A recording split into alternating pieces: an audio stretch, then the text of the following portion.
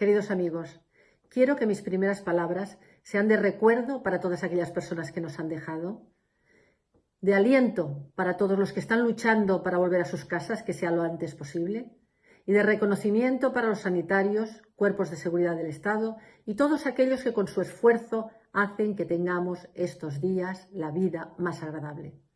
Porque sí, amigos, estamos atravesando una pandemia, cosa que ni en nuestras peores pesadillas nos podíamos imaginar que podía suceder. Una pandemia es una crisis social sin precedentes, que pone en riesgo lo más importante que tenemos, que son nuestra vida y la de nuestros seres queridos. Y nos ha llenado de incertidumbre en el ámbito económico, en el ámbito sanitario y en el laboral. Porque de repente nos han arrancado, nos han sacado de nuestra zona de confort y nos han quitado el control de nuestras vidas. Y paradójicamente, cuando el ser humano lo que desea por encima de todo, incluso por encima del amor, es la seguridad, en este momento nos encontramos más inseguros que nunca. Y el control, la falta de control, nos da miedo. Y el miedo nos lleva a la ansiedad. Y la ansiedad nos transporta al estrés. Y el estrés nos produce toda esa sintomatología que no deseamos para nada, que es dormir mal, tener pesadillas, levantarnos cansados y al día siguiente estamos mucho menos preparados y tenemos mucho menos humor y muchas menos ganas de sacar lo mejor que llevamos dentro. Queridos amigos, nosotros en la vida que conocemos, en la vida que nos es familiar, teníamos unos sistemas de autorregulación emocional que nos funcionaban muy bien. Mirad, el trabajo nos desestresaba de la familia nos desestresaba del trabajo y los amigos, el deporte, el ocio, nos desestresaba del trabajo y de la familia. Pero todo esto ahora se ha transformado en otra realidad que tiene otras reglas completamente diferentes. Y tenemos que aprender a movernos y a jugar con esas nuevas reglas. ¿Podemos encontrar algo positivo en la pandemia? Pues bueno, os voy a decir en primer lugar que el confinamiento nos ha traído algo positivo. Pues sí, que ha sido una falsa sensación de control. ¿Qué quiere decir que nos ha traído esta falsa sensación de control? Pues quiere decir simplemente que, a ver, ¿el control qué es? No es nada más que una cosa que yo quiero conseguir y para lo cual el hecho de que yo ponga todos los medios para conseguirlo va a ser factible. Esto es el control. Eso que yo quiero conseguir depende de mí. Esto me da tranquilidad. ¿De acuerdo? Entonces, en base a esto, ¿cuál es el planteamiento que nos hemos hecho en los primeros días de confinamiento? Primero estábamos muy nerviosos. Esto, los estudios que han habido más recientes, pues lo han plasmado. Primero estábamos muy nerviosos, dormíamos mal, pero después la gente se ha calmado, se ha adaptado rápidamente. ¿Por qué? Porque ha creído que su sacrificio era útil y era necesario, que le daba un control, un cierto control a la pandemia. Es decir, dicho con otras palabras, que el sacrificio que estábamos haciendo cada uno de nosotros servía para no expandir más el virus y por lo tanto podíamos pensar que nosotros ayudábamos a controlar la infección. Bueno, si esto nos ha calmado, nos ha dado tranquilidad, estupendo. Otra cosa para la que nos ha servido la pandemia, el confinamiento sobre todo, es para hacer todas aquellas cosas que la falta de tiempo no nos había permitido nunca hacer en nuestra casa. Siempre nos había faltado tiempo para leer, nos había faltado tiempo para nuestros hobbies y para otras muchas cosas que hemos descubierto que ahora nos gusta hacer y para lo que resulta que somos ciertamente hábiles. Pero, queridos míos, no es lo mismo pasar la pandemia y pasar el confinamiento en unas circunstancias o en otras. como más adversas sean las circunstancias en las que uno se va a ver, más esfuerzo va a tener que hacer para superar la adversidad y para generar empatía y para poder vivir de una manera, digamos, buena, positiva, relajada o lo más relajada posible cuando, lo que os digo, las circunstancias le van en contra. No van a gestionar de la misma manera las emociones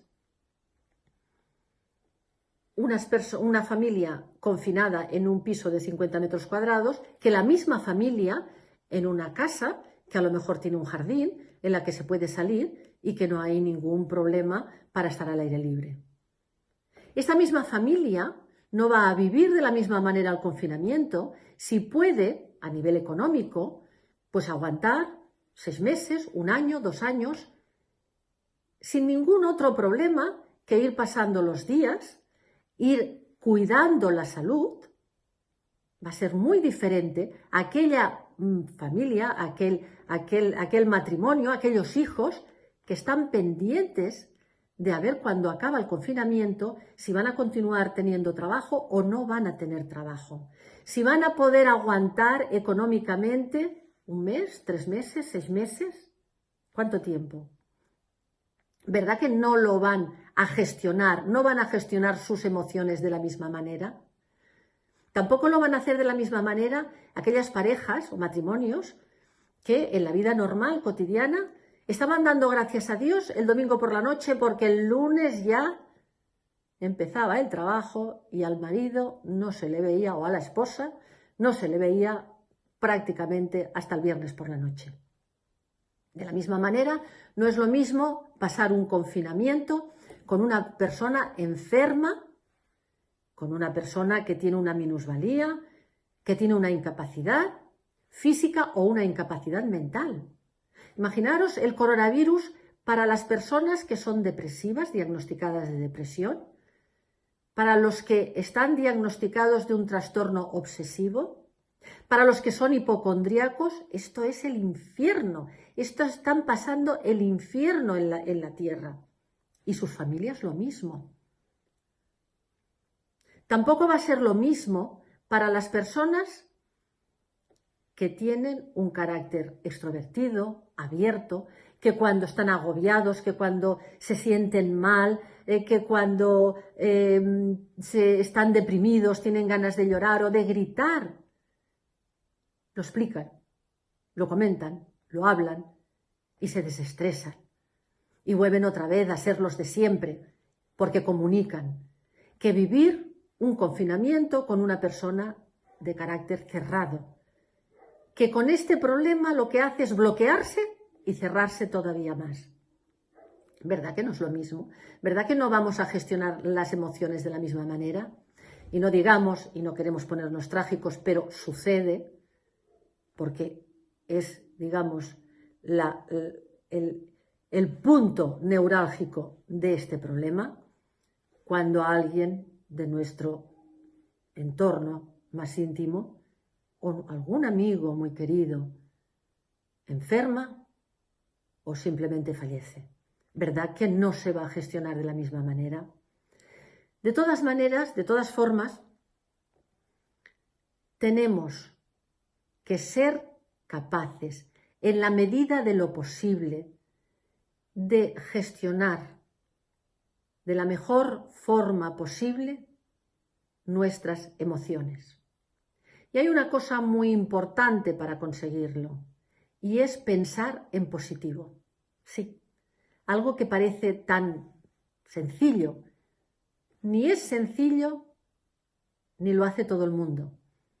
Pero en estos momentos en los que el ser humano sin duda saca lo mejor de sí mismo, tenemos que ser capaces de pensar en positivo. Porque, queridos amigos, igual que la frase tan conocida que dice somos lo que comemos, también en la vida somos lo que pensamos. Bien, pues iniciamos esta última etapa en la que os voy a dar 4 ideas sencillas para poder aplicar este pensamiento en positivo. Porque, mirar, nuestro cerebro no para de pensar. Piensa durante el día, piensa durante la noche. También cuando dormimos ya sabemos que soñamos continuamente y que solo nos acordamos del sueño que hemos tenido en la fase REM, es decir, en la que el sueño es más tenue, más ligero. Pero pasa otra cosa, y es que muchas veces tenemos durante el estado de vigilia pensamientos tóxicos. ¿Qué son pensamientos tóxicos? Es dar vueltas a ideas sin que nos lleven a ningún lado, sin que resolvamos absolutamente nada y de las cuales no nos podemos desprender de ellas. Yo lo explico siempre de una manera muy gráfica y es como el hámster que da vueltas en su cestita y no para de dar vueltas, siempre con el mismo tipo de pensamiento. Por lo tanto, tenemos que salir, tenemos que romper de este pensamiento repetitivo, tóxico, y tenemos que ir ayudando a nuestro cerebro a tener un pensamiento positivo. Porque sí, queridos amigos, nosotros tenemos que educar a nuestro cerebro. ¿Verdad que nos parece lo más normal del mundo cuando hacemos gimnasia que tengamos que hacer los ejercicios repetidamente para tener una cierta elasticidad y que las cosas no salen a la primera? Pues con el cerebro es lo mismo. Si nosotros queremos ser empáticos, si nosotros queremos gestionar bien las emociones, si nosotros queremos hacer un buen análisis de las circunstancias que nos rodean, para ser lo más, digamos, justos, lo más ecuánimes posibles en las decisiones que tomemos, tenemos que educar el cerebro para que pensemos de forma positiva. ¿De acuerdo? Bueno, pues a ver, concretamente, 4 ejemplos. Cuando uno se levanta, sobre todo en esta época, primero de confinamiento, después que va a seguir la pandemia, que uno a veces dice, es que no puedo yo con el día, no puedo con mi alma, ¿cómo lo voy a hacer? Pues lo vamos a hacer y lo vamos a hacer muy bien. Vamos a hacer el día de forma fragmentada. ¿Qué quiere decir que vamos a hacer el día de forma fragmentada? Que no vamos a pensar más que en las próximas 2 horas. Yo no puedo pensar en el día globalmente cuando el día se me cae en la cabeza. Yo tengo que pensar qué voy a hacer las próximas 2 horas. Me voy a levantar, me voy a duchar, voy a hacer el desayuno. 2 horas. Cuando pasen estas 2 horas ya pensaré en las 2 horas siguientes.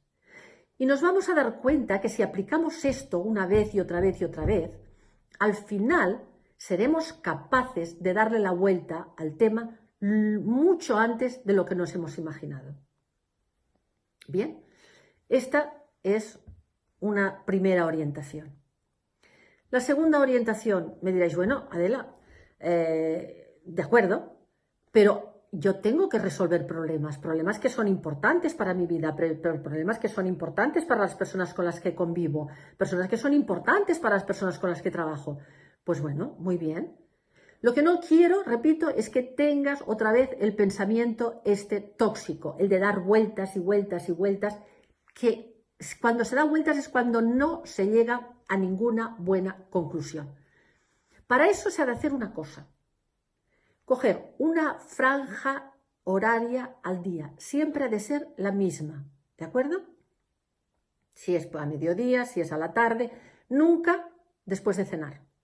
Durante el día, a la hora que queráis.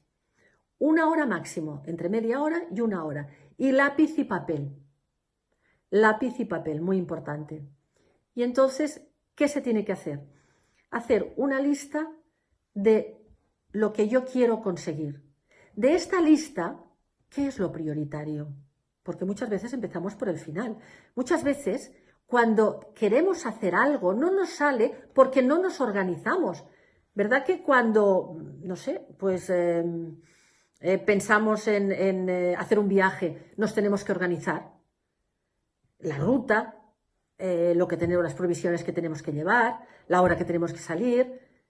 Tenemos que ir de lo más importante a lo menos importante. Aquí también tenemos que ir de lo más importante a lo menos importante. Lápiz y papel, escribirlo.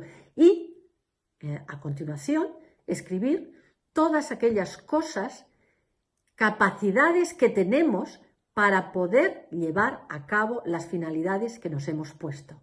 ¿De acuerdo? También nos tenemos que poner los obstáculos que tenemos, claro que sí. Y entonces hacer una valoración de todo y escribir las conclusiones de aquel día. También, muy importante, no pensemos que en un día lo vamos a solucionar todo. No nos sintamos frustrados porque hoy, a pesar de haber hecho esto, no he conseguido llegar a ninguna conclusión clara.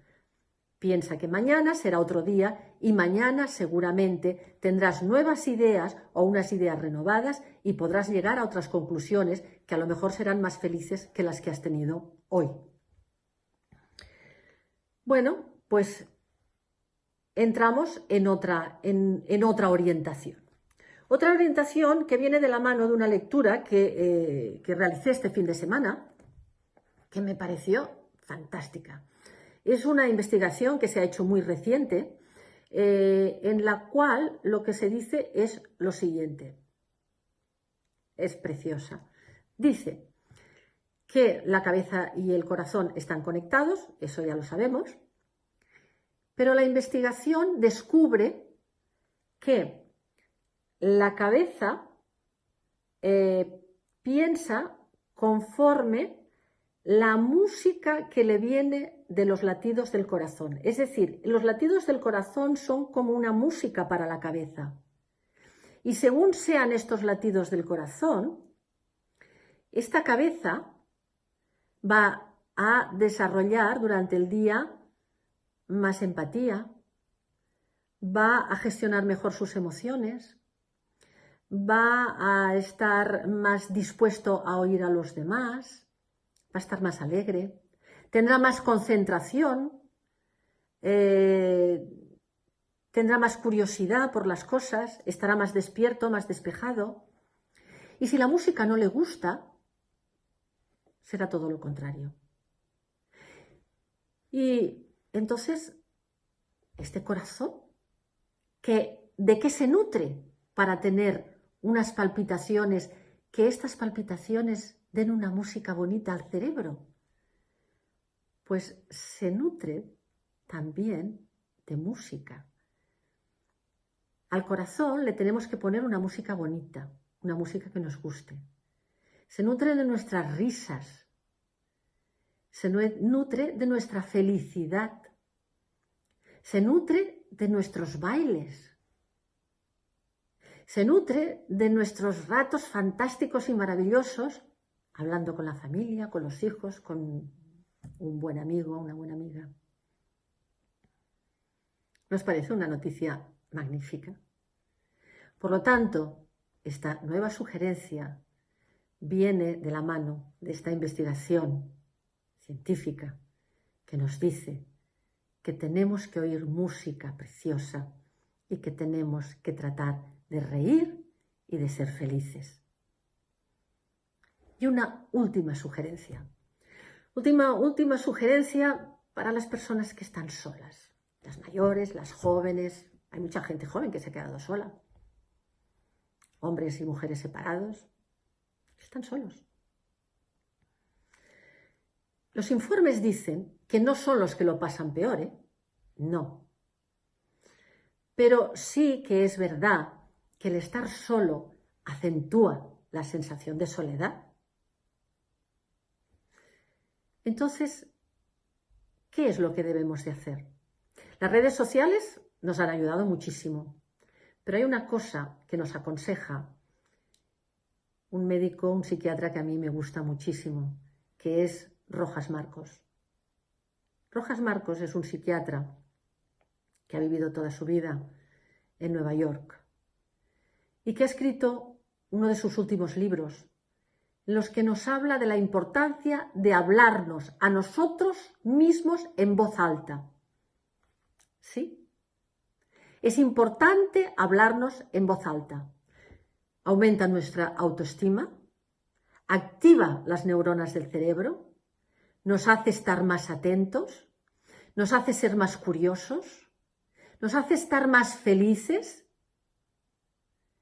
y nos hace comprender que somos importantes. Fijaros en un detalle que tiene que ver mucho con esto.